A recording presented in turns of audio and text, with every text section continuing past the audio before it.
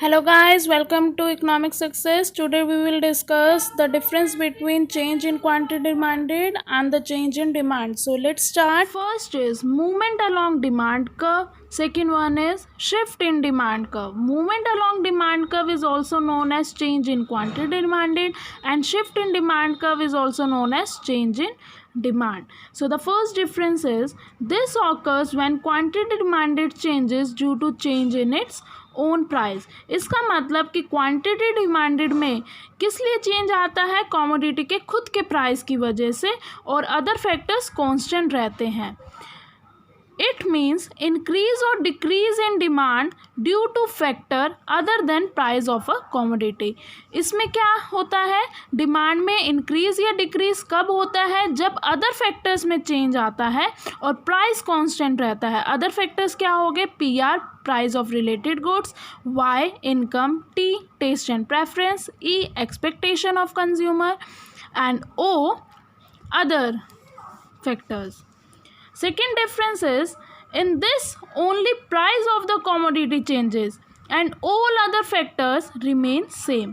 Change in quantity demanded में क्या रहता है, सिर्फ प्राइस चेंज होता है और अदर फैक्टर्स सेम रहते हैं।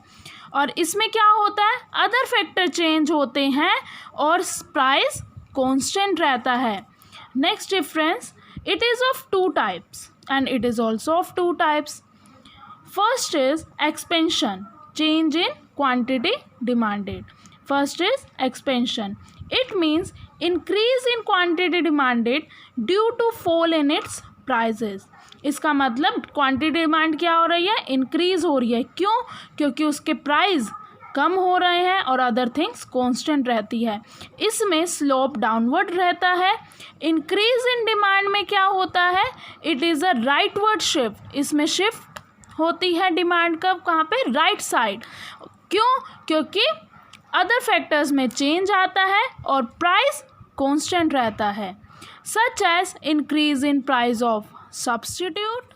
एक्सपेंशन में हमने क्या पढ़ा कि प्राइस के चेंज होने से, मतलब प्राइस कम होने से हमारी क्वांटिटी डिमांडेड क्या हो रही है, इंक्रीज हो रही है। सी 10 प्राइस पर 20 डिमांड हो रही है, 5 प्राइस पर 30 हो रही है। प्राइस के गिरने से क्वांटिटी डिमांडेड हमारी इंक्रीज हो गई। इसको डायग्राम से समझते हैं। एक्स एक्सिस पर हम क्वांटिटी डिमांडेड लेंगे और वाई एक्सिस पर हम प्राइस लेंगे।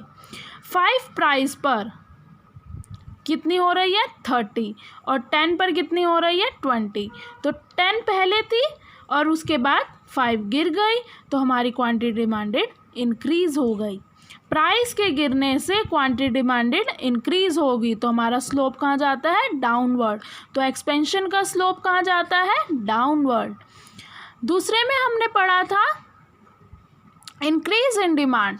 इंक्रीज इन डिमांड कब होती है, जब हमारी अदर फैक्टर्स की वजह से और प्राइस हमारा कांस्टेंट रहता है, डिमांड कब राइट साइड शिफ्ट होती है। फैक्टर्स क्या क्या थे, fall in price of complementary goods, rise in income of consumer, price are expected to rise in future. C price 10 constant रहेगा, क्वांटिटी पहले 20 थी, अब क्वांटिटी 30 हो गई। एक्स एक्सिस पर हम लेंगे क्वांटिटी, वाई एक्सिस पर लेंगे हम प्राइस। प्राइस हमारा कांस्टेंट रहेगा। डिमांड पहले हमारी थी 20, अब हमारी डिमांड राइटवर्ड शिफ्ट होकर क्या हो गई, D1 कितनी हो गई, 30। इसका जो चेंज होगा आप नीचे नोट में डालोगे एग्जाम्स में कि किस वजह से हमारी राइट साइड शिफ्ट हो रही है। ये होती है हमारी शिफ्ट इन डिमांड कर्व, ये होती है हमारी movement in demand curve. Change in quantity demanded, change in demand. Change in quantity demanded में पहले हमने पढ़ा था एक्सपेंशन। उसमें क्या था, क्वांटिटी डिमांडेड इंक्रीज हो रही है। क्यों, क्योंकि हमारा प्राइस कम हो रहा है। नेक्स्ट है contraction. It means decrease in quantity demanded due to rise in its prices. इसमें क्या होगा कि क्वांटिटी क्या हो रही है, डिक्रीज हो रही है। क्यों, क्योंकि प्राइस राइज हो रहा है। इसको अपवर्ड मूवमेंट कहते हैं। देखो 10 प्राइस था, 10 से 15 हो गया, क्वांटिटी 20 से 10 हो गई। प्राइस के बढ़ने से क्वांटिटी कम हो गई। एक्स एक्सिस पर क्वांटिटी लेंगे, वाई एक्सिस पर प्राइस लेंगे। पहले था हमारा प्राइस 10, क्वांटिटी थी 20, अब प्राइस हमारा बढ़कर 15 हो गया, क्वांटिटी हमारी कम हो गई, तो ये अपवर्ड मूवमेंट होगी। क्या हो गई? Upward movement.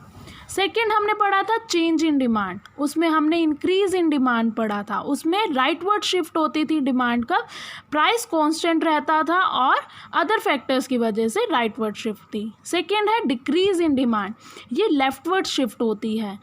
क्योंकि इसलिए इसमें प्राइस कांस्टेंट रहता है और अदर फैक्टर्स चेंज होते हैं, such as decrease in price of substitute good, rise in price of complementary goods, fall in income, rise are expected to fall in future. Price constant रहेगा, 20 थी quantity, अब 10 हो गई। एक्स एक्सिस पर quantity, Y axis पर price constant रहेगा, पहले थी क्वांटिटी 20, अब कितनी हो गई? 10। तो डिमांड कर्व हमारी क्या हो गई? लेफ्ट साइड शिफ्ट होगी due to these factor, these are important, this will also come in exam. I hope guys आपको पसंद आया होगा। चलो अब एक छोटी सी रिवीजन ले लेते हैं। Change in quantity demanded occurs due to change in price, leads to movement along demand curve, either downward movement or upward movement. Downward movement को हम क्या कहते हैं? Expansion movement due to decrease in price. Upward movement को हम क्या कहते हैं? Contraction movement due to increase in Next is change in demand. Occurs due to change in factors other than price, क्योंकि price constant रहता है.